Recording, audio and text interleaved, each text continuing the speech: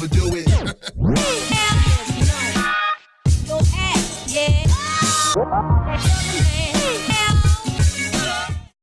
He managed a pretty large team, a production team there, and has a lot of really great experience and knowledge to be able to share, not only there, but also with consulting and having so much exposure to different shops, small and large, as he works now at T&J Print Supply. So without further ado, I'd like to introduce Matt Marcotte.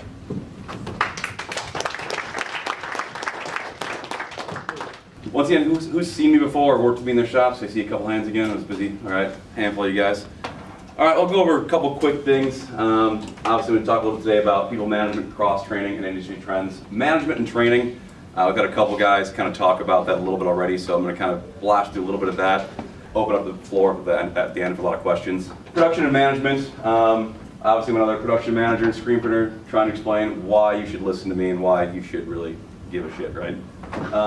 So, production manager of a large-scale shop. We had 8 autos, 6 manuals. Had about 70 to 100 employees, depending on what time of the year it was. Printed for Warner Brothers, Adidas, Threadless. Lots of big-name shops. Contract shop only. So, those of you who do contract, you know how small those margins are. The shop was kind of struggling. Larger shop. We were not very profitable, so I had to fix that. Won some awards. Golden Squeegee, top decorator. Bunch of other things that was cool to have, right? End of the day, what I cared about was the fact that my team actually appreciated me and respected me, and I had earned that. And that was, for me, a better intrinsic value than having my name in a magazine or getting an SGIA award that usually just disappears anyways, right? Now I do sales consulting, and like Bruce mentioned, I get to work with hundreds of shops across the Midwest. Small garage shops, basement shops, all the way to Adidas, headquartered in Indianapolis, and everything in between. A little bit about who I am, like one of the guys earlier said, a story is what makes everybody really care, right? So, like a lot of you, I'm a print nerd. Nothing wrong with that, nerd's not a bad word, it's a good thing. A lot of the guys I see also, typical band dudes, started off playing music, wanted to make merch. I'm another one of those stories, right? I had a lot of learning struggles also. I'll be the first to admit that I was, and still am not, the brightest bulb in the box. No problem admitting that, I'm not gonna lie to myself or any of you. B's and C's, I don't think I've ever had an A in my entire life. I tried, but something was never really clicking. I had some learning deficiencies, you could say that way. I had to figure out ways for myself to learn. So certain things I'd pick up and was able to learn, more hands-on. If I could learn something and then teach something, I found ways around what I couldn't usually grasp in a classroom setting. In college, I went to Western Illinois University. I don't know if anybody went to WIU. It's not that great of school, it's all right. Leathernecks, awful football team. I wanted to go for psychology. I wanted to figure out why I couldn't learn, why I was having a hard time grasping concepts, and how to fix that. I couldn't be the only one with those issues, right? Went to psychology classes and realized, yeah, I'm way too dumb for this shit. I can't. Like, everybody else is brainiacs, like, no fucking way, I can't do this. Quickly was like, let's shift that around, let's figure out something else. I'd already been screen printing in like my home in high school. I had the whole bedroom, dark room, tin foil over the windows so no sunlight can come in. Had the safe light bulbs, like living in a cave. Used the shower head to clean screens out. My mom's like, what is wrong with you? I was like, leave me alone, Mom. Ruined the bathtub actually, and they got pissed, but I had enough money already from sales to replace the bathtub, which blew their mind. I was like 16, like, how did you get this cash? I told them drugs, it wasn't though. So I ended up trying to just take some general electives and figure out what I wanted to do. Great art department at Western Illinois, very surprisingly, and found out there was a screen printing course. There were some other classes I had to take first in order to get to those courses. Took those, learned some color theory, some art history, some basics that I had never really thought about previously. Once I made it into the screen printing course, I found out that the professor is still one of the best things that ever happened to me. Her name's Susan Jakowski. She was a master printer for an artist named Roy Lichtenstein. Does anybody here know who that is? Raise your hand if you know who Roy Lichtenstein is. Okay. So if you don't, he was a pop art icon. Still has massive pieces selling for millions of dollars. Basically, he would go in with a sketch on a napkin, hand it to her, and she had X amount of time to then make a giant print in his style. Which, if you look at that, you're kind of like, well, he's not really making the art. Well, he got to the point already where he's like, yeah, you know my style, it's already tried and true. Go make a giant poster with Ben-Day dots, which are giant halftones, and I'll sell the piece for $1 million and you'll get paid per hour. Low amounts of money. Anyway, she had learned a whole heck of a lot. So I came in, I was kind of already the annoying kid in class because I'd already been screen printing. So kids are like, oh, what's emulsion? And I'm like, idiots. One of the few things that I knew, everything else I was the idiot in, right? So she kind of like hated me and loved me at first. And then I kind of humbled myself and realized that when it comes to the art world, I had no idea what I was doing. I was able to get in and learn a lot of how it used to be. Has anybody here ever cut Rubylith? Okay, more of you than I expected. The first couple semesters, all I had to do was cut Rubylith. I'm gonna make hand drawings, cut Rubylith. If you don't know what that is, it's a 2-ply sheet basically. One side's red, one's clear. You have to take an X-Acto blade and cut out each layer by hand. That takes finesse. You go too deep, whole thing's coming out. Can't do that. So you'd have some pretty in-depth prints. We had to hand draw and then hand cut. Hours and hours. I ended up spending 6 semesters in screen printing, which became my minor. Now, while doing that, I obviously ended up extending my college career a little more than I expected. Took 5 years, unfortunately. Got through it though. And in the meantime, I also discovered that there was a different psychology course that I could take called instructional design.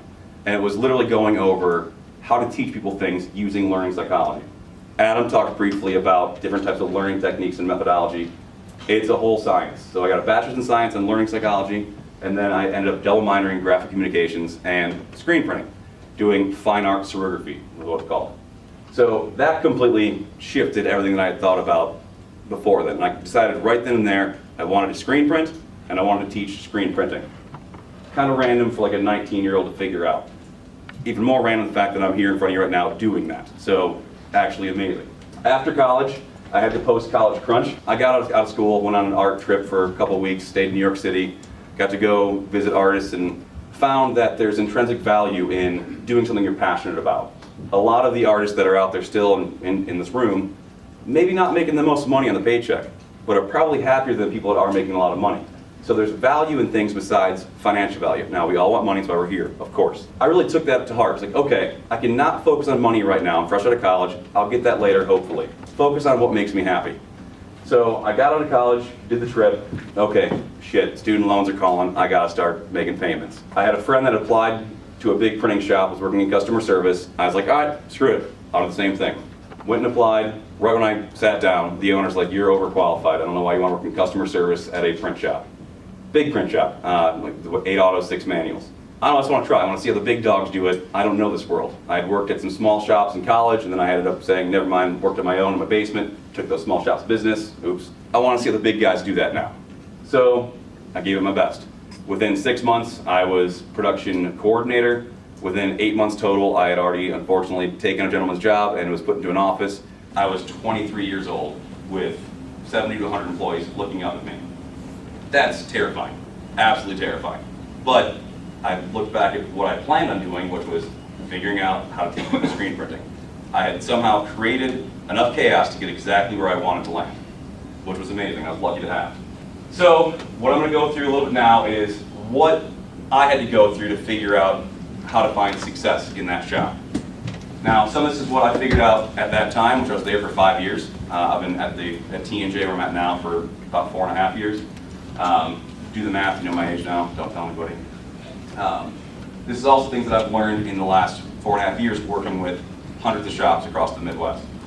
So, one thing I like to talk about when it comes to people, and I know like Adam talked about this a bit too, is a manager doesn't need to be a manager. I don't like the word manager sometimes. It's kind of a bad word. It's like, okay, a position of power. And there's that whole quote, with great power comes great responsibility. It's the other way around. With great responsibility comes great power, okay? So what I like to do is think about it as more of a team. So when I was 23 sitting in that office and I had guys that had been working there for 20 years, people that were twice my age, I had to figure out a way to get them to not only respect me, trust me, and want to be a part of a team that I had an opportunity to eventually lead. I wasn't gonna jump in and start barking orders and doing things I wouldn't last. So I tried looking at as a coach. Now, I'm not a sport fan. You can ask any question about sports, I'm not gonna know a damn thing. But what I do know is they have to have good team levels. They have to work as a team, as one unit.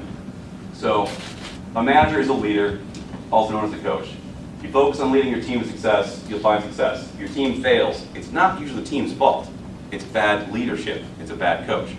If someone's pissed at the Bears for not winning, well, we haven't had great upper management the entire time. for 30 years. So that's the issue. We can blame Cutler all we want, but he wasn't the issue for a long time. The individuals that make up the team. I was talking with Josh here earlier, and one thing that we talked about that absolutely is true is everybody has their own day-to-day life. You can't just expect that someone's going to come in and they're being a shithead that day, but that's how they are all the time. They have their own daily life. They have their own problems in the morning when they wake up. They have their own issues when they get home at night. They have all their struggles in life besides the money you're paying them and what their daily work is. We're all individuals. So make sure that you're always putting that in the back of your head. Treat everybody with the respect you'd want to be treated with. You wake up on the wrong side of the bed.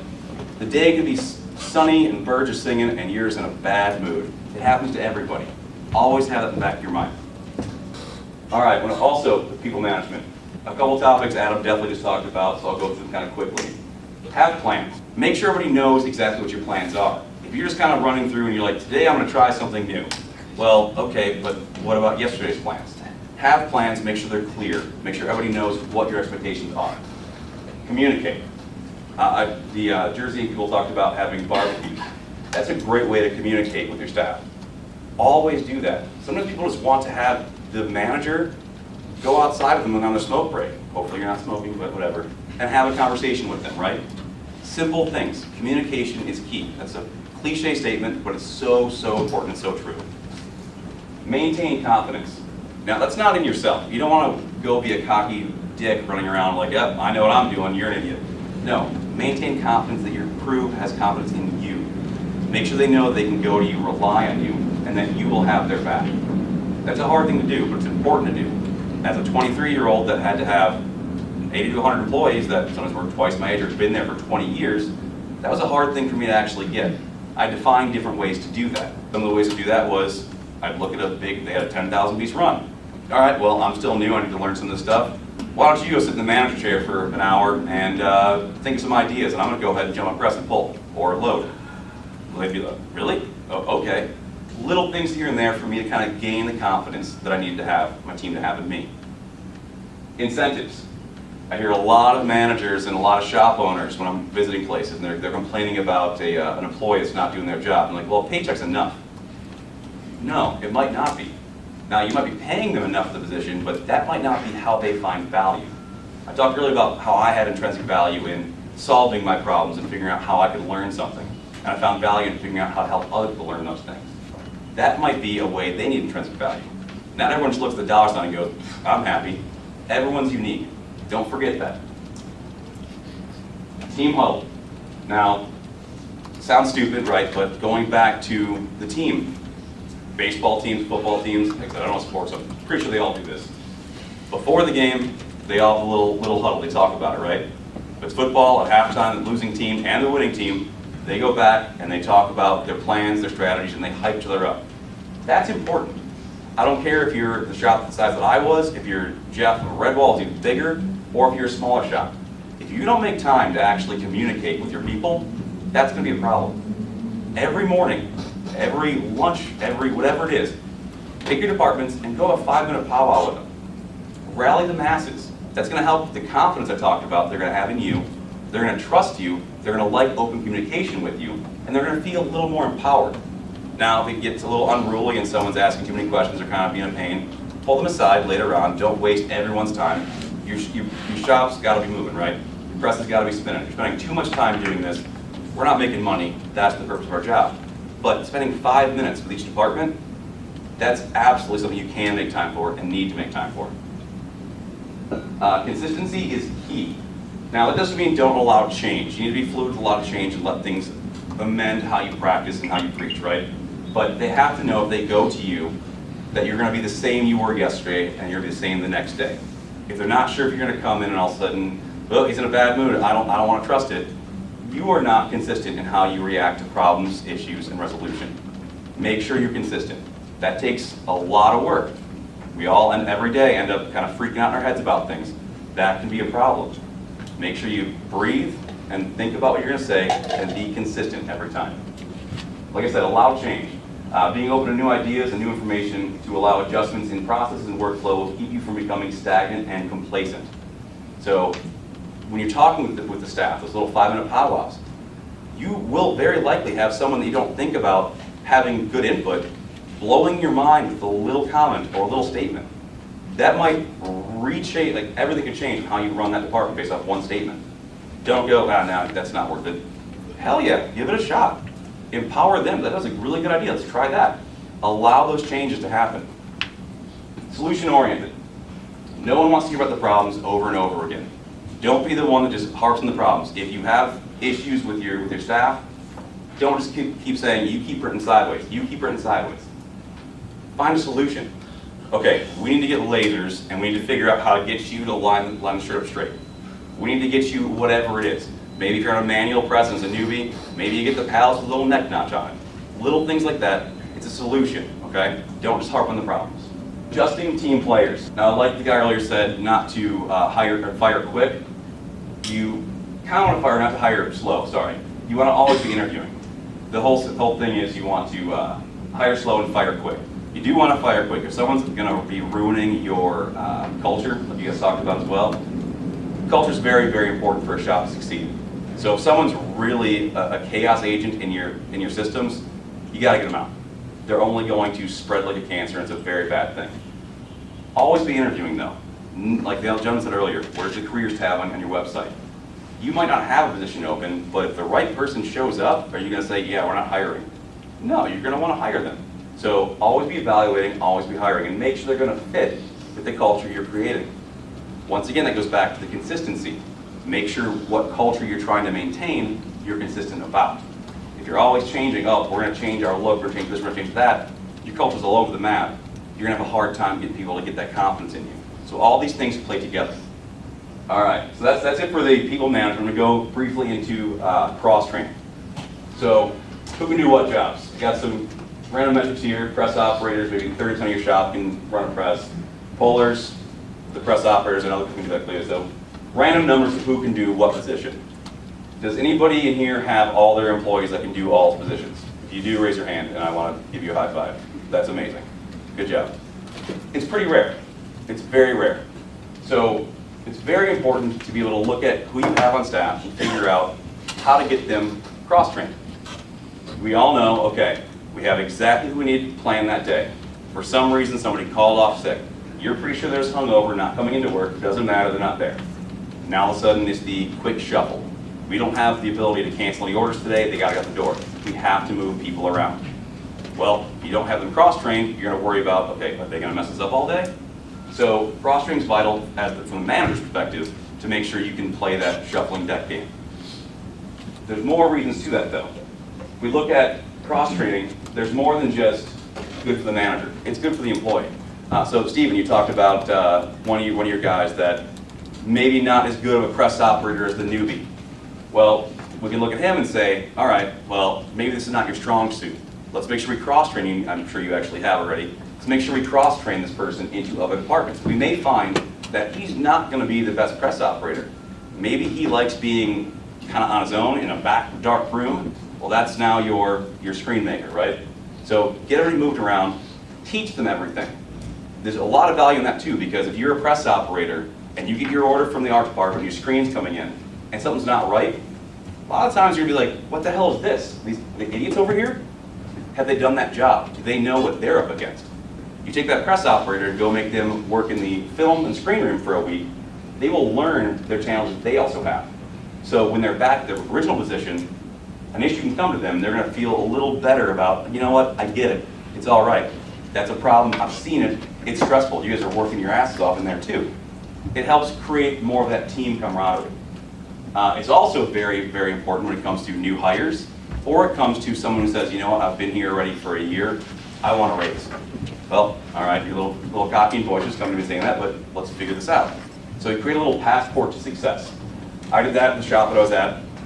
I figured out, okay, I want everybody to work in certain departments a certain amount of time.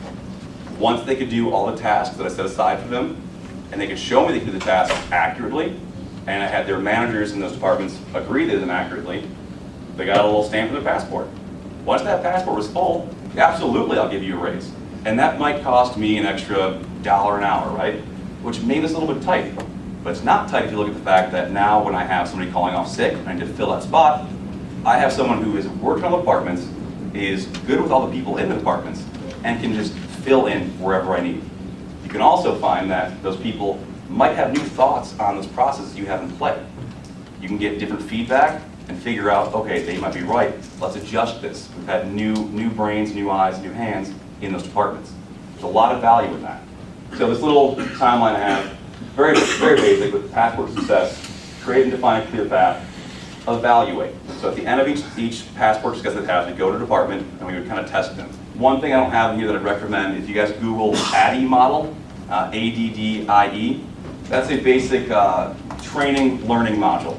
So it's analysis, design, develop, implement, and then evaluate.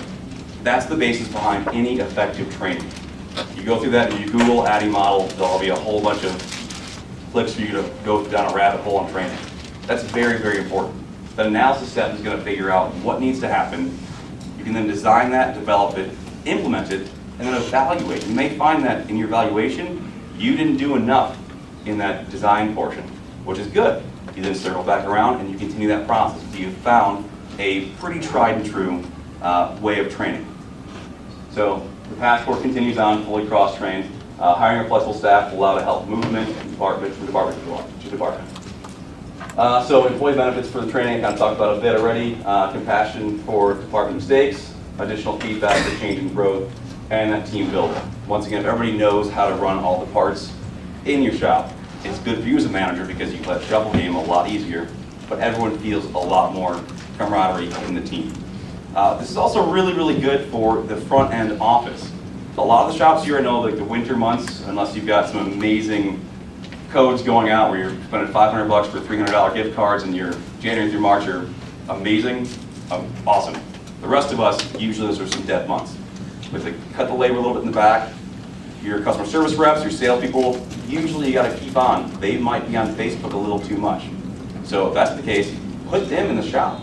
Have them at the end of the dryer. Have them pull on the press. They're going to have a lot more respect for the other side of the wall, which unfortunately too frequently becomes a division in larger shops. Make them get hands-on, make them get dirty. They're going to have a lot more respect for the process. They're also going to become a lot more intelligent about what it takes in the process, especially your salespeople. How often do you guys have salespeople that go sell something you don't know if you can actually print? And then you kind of have to figure it out on the run.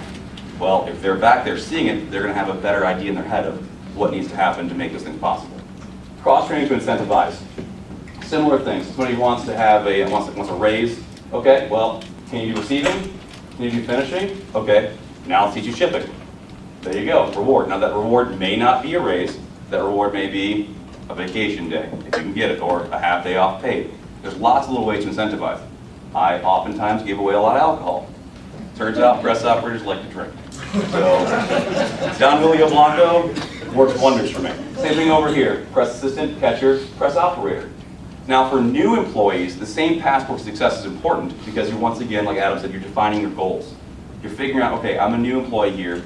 I could make this a career if I actually follow these steps. So I have this little passport and I want to figure this out.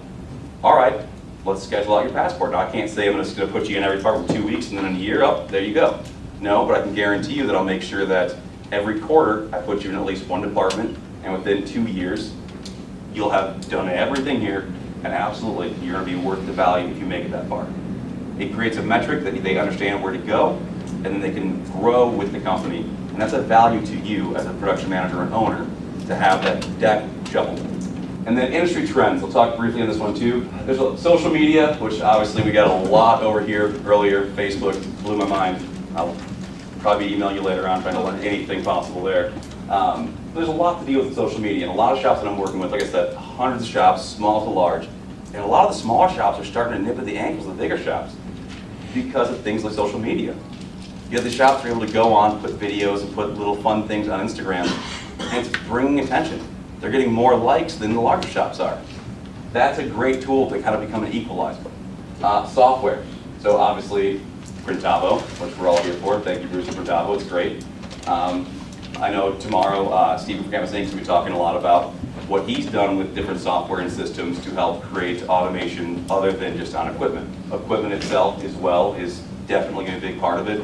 Ryan is somewhere. You got Ryanette, you got M&R in Chicagoland, you got lots of different opportunities for equipment. Whatever's going to work for you is the right answer. Education. So something like you're at right now, this is great. You all decided to either spend the money or got invited and you're able to come here and take in information. The minute that you think you know it all, you're worthless. Don't do that. Do not become complacent, always want to learn. Do not be certain about anything. Certainty is the enemy of progress. Do not do that. If you want progress, assume you don't know anything and always take in everything you can each day. I'm lucky enough to have the job where I can go to the shops and I learn stuff from anybody. Sometimes the smallest shops will surprise me with education. I'm like, oh, I never thought about that like that. So always be willing to take on information. So thank you, PrintHustlers. This is my personal contact. It's my personal email and my cell phone number. Live in Chicago, work around the Midwest though, so if anybody has any questions on anything, of course I do sell supplies and equipment, and I also do consulting, but I also just love nerding out with people. So if you want to get a hold of me, please feel free to get a hold of me. Any questions about anything I just talked about? Exactly. So the question was if somebody kind of like, this is my area, so a lot of times this happens with the darkroom people, right? I love working in the darkroom, but they kind of become hermits in their little areas. Or, no, I'm the master of the films. Well, okay, weirdo, but come out to life a little bit, guy. But absolutely. So it's important for me, for the culture of the shop, is once again, I make sure to have those team huddles and bring everybody together. And if I don't feel they can play on the team, I want to pull them aside and explain to them the culture that I'm trying to make sure we build. So the importance of a team player. So instead of that person, this is my area, this is your area, let's see how well you can teach it. If you actually know it well, you'll be able to teach it. And for the learning nerds out there, like I said I am, teaching somebody is a great way to also check your knowledge. So I'll take that person who might kind of be a little hermit in the corner and give them an opportunity to really shine. You know what? I'm actually going to leave you here. I'm going to play the shuffle deck a little bit. I'm going to put this person in here to learn with you. I want you to teach them. They might now kind of be like, oh, you trust me with that? And it might kind of change how they're feeling. It might change what they find as a value in their day as well. Good question. Any other questions? I know it's the end of the day, so if you don't have any questions, it's totally fine. But other, yes? Will you buy me a beer later?